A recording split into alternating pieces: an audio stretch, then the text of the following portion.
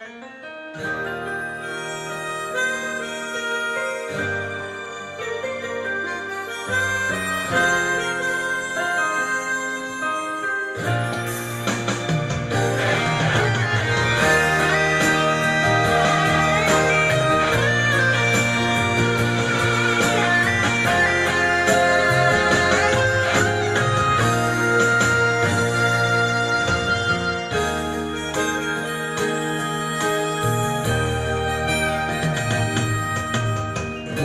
い酒場の片隅で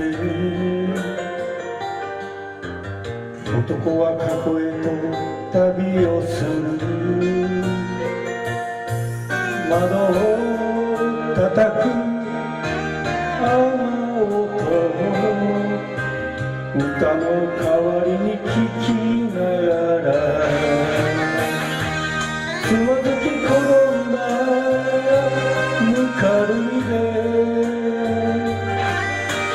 拾った情けのありがたさ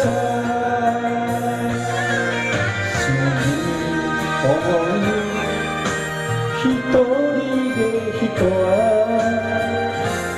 生きてはいない。ああ雨よ今夜は俺は思い出手向ける酒を飲む。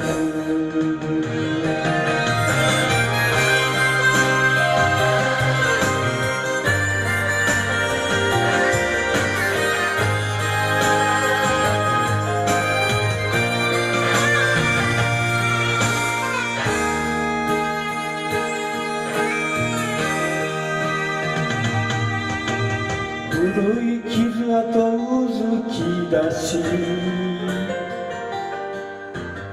悲しい瞳がよみがえる。窓を叩くあの音がいつかあいつの声になる。一緒に歩いてやれないで今頃どうしているだろうか。あれほど誰か愛した日々が俺にもあった。雨よ雨よ今ならわかる。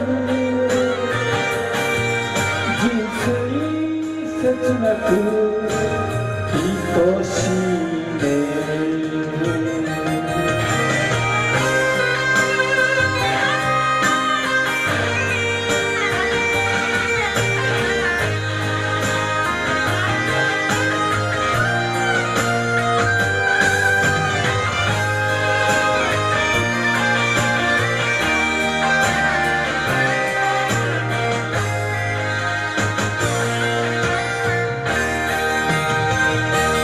出会いと別れを繰り返し